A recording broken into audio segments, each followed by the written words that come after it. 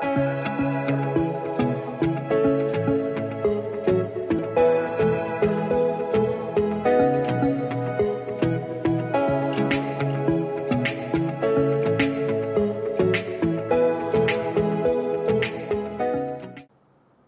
arkadaşlar. Bugün 7. dersle sizinle birlikteyim.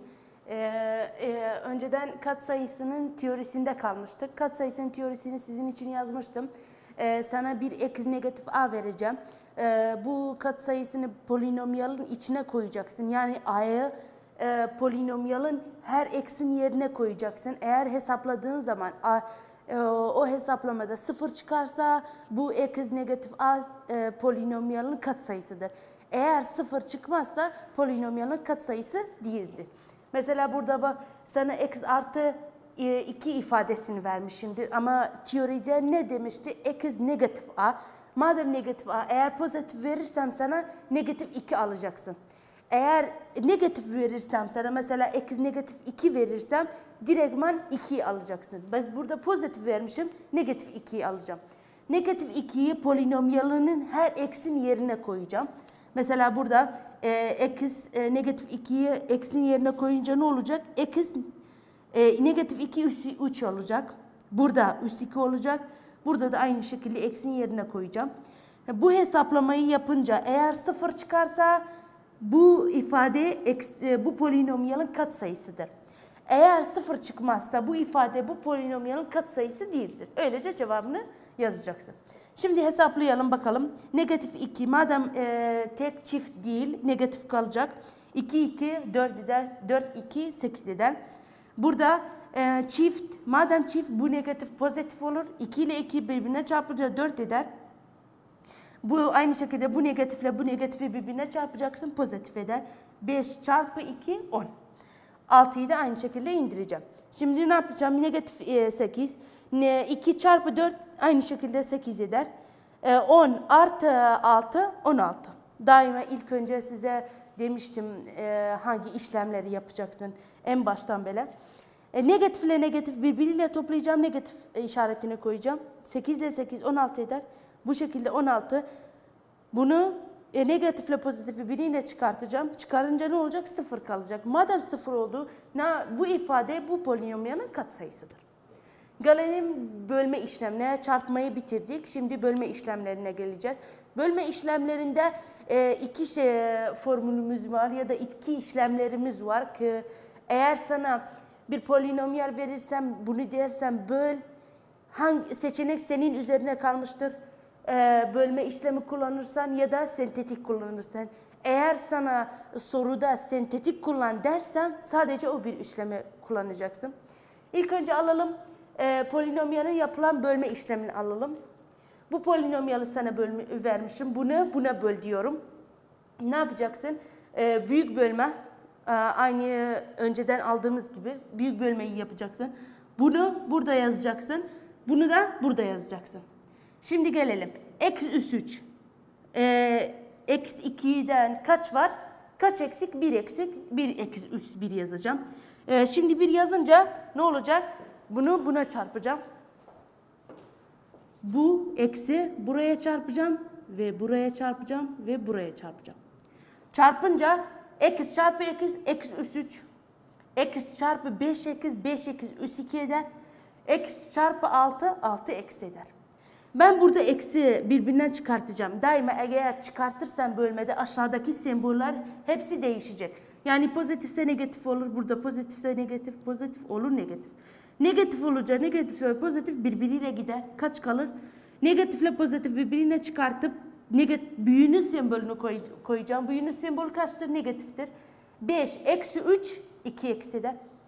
Aynı şekilde negatifle negatif birbiriyle toplayacağım. Negatif işaretini koyacağım. 6 ile 4 10 eder. 12'yi de indireceğim.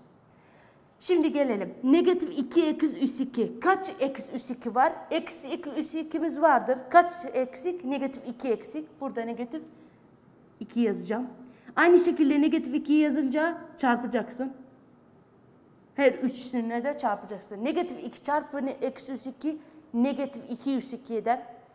Negatif 2 çarpı 5 eksi negatif 10 eksi eder. Çünkü 2 ile 5 10 eder. Eksi de yazacaksın. Negatif 2 çarpı 6 12 eksi eder. Bunlar hepsi eksi edince ne olacak? Aşağıdaki semboller değişip birbiriyle gider, sıfır kalır. Bu polinomyala yapılan bölme işlemidir. Gelelim sentetik bölme işlemine. Sentetik bölme işleminde ne yapacaksın? Sadece bunları katsayısını alacaksın. Neye böleceksin? Buna. Aynı şekilde burada teoride sana dedim katsayını teoride. Eğer bu ifade pozitifse sen negatif 2 alacaksın. Eğer negatifse sadece sayı 2'yi alacaksın. Bunların katsayısını al. Bunun katsayısı kaçtır? 1. Bunun 3. Burada 4. 12'yi de aynı şekilde yazacaksın. Ama eğer bakırsan bak polinomiyal düzenli şekilde gitmiş. Yani 3, 2, 1. Eğer ortada ben bunu yazmadıysam burada 3 direktman 1 gelseydi sen ortadakini 0'ı unutma. 0 yazman lazım. Şimdi gelelim nasıl böleceğim. 1'i yazmadın mı? Bunu da buradan 2'yi buradan çıkarttım. Sadece 2'yi alacağım. 1'i aynı şekilde indireceksin. 1'i indirdiğin zaman bura çarpacaksın. 1 çarpı 2, 2 eder. Burada birlikte toplayacaksın. 3 ile 2, 5 eder. Aynı şekilde 5'i 2'ye çarpacaksın, 10 eder. 10 pozitif, bu negatif birbiriyle çıkartıp büyüğünün sembolünü koyacaksın pozitif. Aynı 6 çarpı 2, 12 eder. Negatif 12, pozitif 2, 0 eder. En sonu 0 kalması lazım. Eğer yazarsam daima eğer 3 ise 2'den başlayacaksın. 4 ise 3'ten başlayacaksın. 1 eksi, ondan eksi başlayacaksın. Eksi 2, 1. 5 eksi 6. Bu polinomiyalın bölme işleminin sonucudur. Gelelim ikinci örneğe. Bak eğer baktığın zaman bak bu eksi 3. 2 yok. Ondan sonra eksi 1 üst 1 gelmiş. Yani 2 ortada 0. 0'ı yazman lazım yoksa yanlış olur. Madem pozitif, eğer pozitifse tersini negatif 1 alman lazım. Negatif 1 öylece. Bunun katsayısı kaçtır? 1. Ortada eksi 2 yok. Madem yok 0 koyacağım. X'in katsayısı negatif 7'dir. 6'yı negatif 6'yı da yazacağım. Eğer negatifler olursa negatifle yazacaksın. Sadece sayıyı almayacaksın. Negatifle birlikte alacaksın. Gelelim ne de ilk önce bunu aynı şekilde indirip ondan sonra bu 1'i bura çarpacaksın. Toplayıp ne yapacak burada? Negatif 1 eder. Negatif pozitif 1 çarpı 1 1. Negatifle pozitif birbirine çıkartıp büyüğünün sembolünü koyacaksın. Yani burada negatif koyacaksın. 7 eksi 1 6 eder. 6 çarpı 1 6. Negatif çarpı negatif pozitif 6 eder.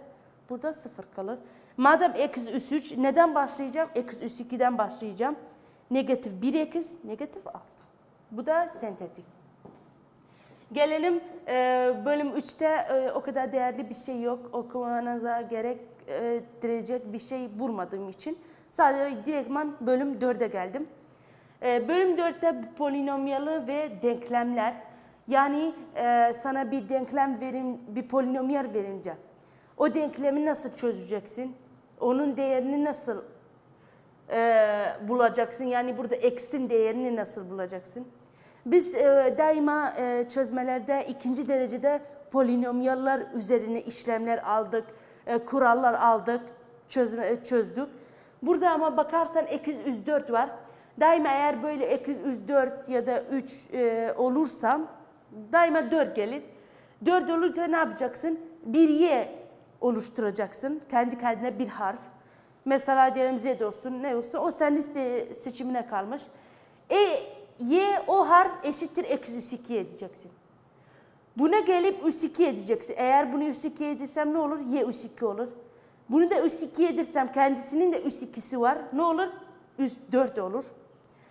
Gelip bunları yani eksi üs 4 yerine y üs 2 koyacaksın. Eksi üs 2 yerine ne koyacaksın? Y. Koyduğun zaman ikinci derecede bir fonksiyon elde edeceksin. İkinci derecede fonksiyonla işlemler biz aldık. Aynı şekilde 2 parantez açacaksın dediğim gibi. Birinde y, burada d yazacaksın. Pozitif çarpı negatif negatif. Negatif çarpı pozitif negatif eder. Eğer 3'ü çarpanla ayırma yöntemini kullanırsam 3 çarpı 1 sadece 3 eder. Buraya 3 koyacağım. Burada da 1.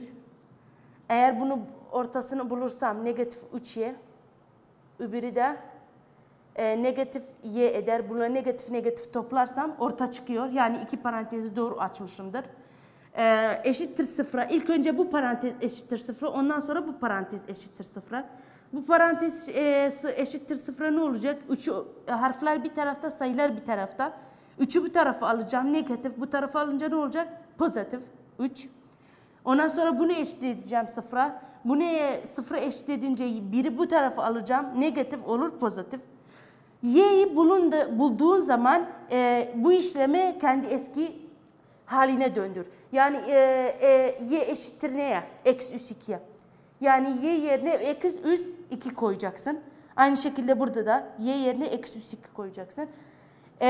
Ben eksiler daima da bir tarafta yalnız şekilde üs 1 olarak kalması lazım. Üs 2 neyle gider? Karekökle gider. Eksi üs 2 eşittir 3. Her ikisi tarafında pozitif negatif olarak karekökünü alacaksın. Karekökünü aldığın zaman burada sadece eksi kalır. Pozitif negatif karekök 3 kalır. Aynı şekilde bir de her iki tarafını karekökünü alacaksın. Eksi eşittir karekök pozitif negatif 1. 4 ekiz bulman lazım. Niye 4 ekiz? Ben her zaman ikinci derecede fonksiyonlar bulduğum zaman x'in değerine 2 ekiz elde etmişimdir. Ama şimdi örneğe bakarsa eksi 104. Yani sonuçta senin eline gelmen 4 ekiz. 4 eksi bulman lazım. Bak burada bir 2 burada var. Pozitif negatif olarak. Burada da 2 pozitif negatif olarak 4 eksin senin elinde. Birinci dönemin sonuna geldim burada. Birinci dönem okumanız lazım. Bu kadardı. Gelecek dönemde görüşmek üzere.